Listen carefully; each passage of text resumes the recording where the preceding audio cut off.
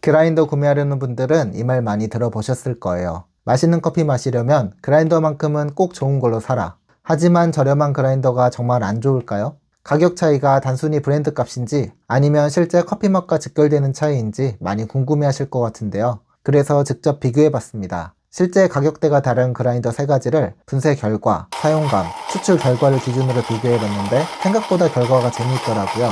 영상 끝까지 보시면 왜 제가 이렇게 이야기했는지 아시게 될 거예요. 그리고 상황에 따라 어떤 그라인더를 구매하면 좋을지 추천해 드릴게요. 오늘 비교해볼 그라인더를 먼저 소개해 드릴게요. 가격 차이가 확실하게 나는 제품들로 선정했는데요. 초저가 입문용 그라인더인 다이소 그라인더, 10만원대 중저가 그라인더인 홀츠클로츠 에픽 그라인더, 그리고 하이엔드 그라인더인 코만단테입니다. 먼저 다이소 그라인더입니다. 일단 외관부터 보면 몸체가 유리로 되어 있어서 생각보다 묵직한 느낌이 있습니다. 다만 전체적으로 크기가 있는 편이라 손에 쥐었을 때 그립감이 좋은 편은 아니고 실제로 사용해보면 갈대 힘이 꽤 많이 들어갑니다. 분쇄도는 상단에서 조절할 수 있게 되어 있는데요. 분쇄도 조절은 총 5단계로 되어 있는데 단계 자체가 많지 않다 보니 세밀하게 조절하기는 어려운 구조입니다. 가장 중요한 번은 세라믹으로 되어 있네요. 분해해서 청소하긴 구조적으로 어려워 보입니다. 다음은 홀츠크로츠 그라인더입니다. 이 그라인더는 몸체를 통 알루미늄을 깎아서 만들었습니다. 그래서 그런지 묵직한 편이고 만듦새도 상당히 좋은 편입니다. 원목으로 되어 있는 손잡이도 귀엽네요. 버는 스테인리스 420 소재에 38mm 버가 들어가 있고요. 클릭 단위가 비교적 촘촘해서 분쇄도를 세밀하게 조절할 수 있다는 점이 장점입니다. 마지막으로 하이엔드 그라인더인 코만단테입니다. 외관부터 보면 원목 바디로 되어 있어서 굉장히 고급스럽고 홈카페 인테리어용으로도 정말 예쁜 디자인입니다. 버 사이즈는 40mm로 마텐자이트 강이라는 특수 소재로 만들어져 있어 내구성이 뛰어나고 굉장히 날카로운 게 특징입니다. 덕분에 원두를 균일한 크기로 분쇄해주고 불필요한 미분 발생을 최소화해줍니다. 미분이 줄어들면 과다 추출 때문에 생기는 쓰고 지저분한 맛들을 줄일 수 있고 결과적으로 커피가 훨씬 깔끔하면서도 선명해집니다. 이제 그라인더별 분쇄 속도와 분쇄된 원두 상태를 직접 확인해 보겠습니다. 일반적으로 1인분으로 많이 사용되는 20g의 원두가 모두 갈리는 데 걸리는 시간을 측정해 볼게요.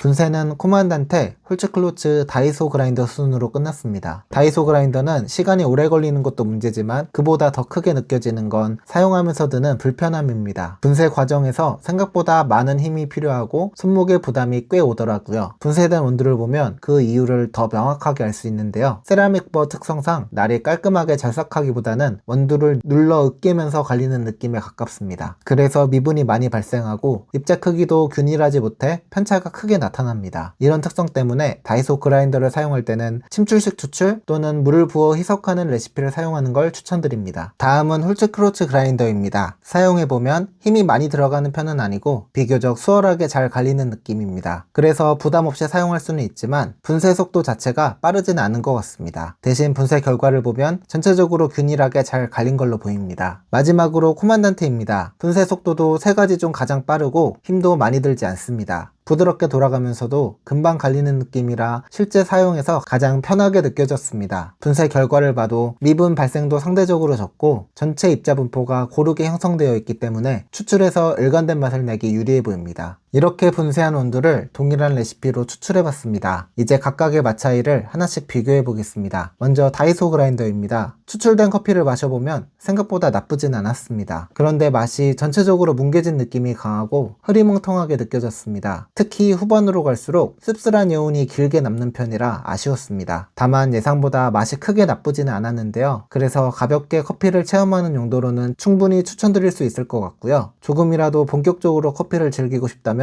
처음부터 바로 한 단계 위 그라인더로 넘어가시는 걸 추천드립니다. 다음은 홀츠클로츠 그라인더입니다. 전체적으로 단맛 위주의 향미가 느껴졌습니다. 커피가 입안에서 묵직하게 퍼지면서 과일잼 같은 향미가 주로 느껴졌는데요. 섬세한 향미보다는 굵직굵직한 향미 위주로 느껴져 전체적인 생동감이 좀 아쉬웠습니다. 그래서 산미 위주의 가벼운 커피보다는 단맛 위주의 원두를 선호하시는 분들께 잘 맞는 그라인더라고 생각됩니다. 마지막으로 코만단테입니다. 살구나 자두 같은 핵가루 향미와 플로럴한 향미 향미들이 잘 느껴졌습니다. 확실히 향미 표현력이 좋은 게 느껴지네요. 향미들이 훨씬 선명하게 드러납니다. 애프터도 기분 좋은 단향이 길게 남는 맛있는 커피였습니다. 중저가 그라인더도 충분히 나쁘진 않았습니다. 실제로 가볍게 즐기거나 처음 커피를 접하는 단계에서는 충분히 만족하면서 사용할 수 있는 수준입니다. 하지만 취미라는 게 결국 어디까지 가게 되는지를 생각해 본다면 처음부터 끝판왕으로 가는 게 오히려 돈을 아끼는 방법일 수도 있겠다는 생각이 들었습니다. 가성비를 계속 고민하면서 장비를 바꾸다 보면 어느 순간 가랑비에 옷 젖듯 비용이 쌓이게 됩니다. 저 역시 홀스클로츠를 먼저 구매했다가 오랜 고민 끝에 결국 코만단테로 넘어온 케이스입니다. 만약 비교를 해보지 않았다면 가성비 그라인더에 충분히 만족하면서 계속 사용했을 수도 있습니다. 그런데 이렇게 직접 비교를 해보면 누구나 체감할 수 있을 정도로 분명한 차이가 존재합니다. 단순한 기분 탓이 아니라 맛과 향, 그리고 전체적인 커피 경험 자체가 달라집니다. 그래서 정말 맛있는 커피를 원하신다면 결국은 그만한 장비를 선택하게 된다는 점을 말씀드리고 싶습니다. 제가 어떤 고민을 하다가 코만단테를 샀는지 궁금하시다면 고정 댓글에 링크 확인해 주시고요. 다음 영상으로 찾아오겠습니다.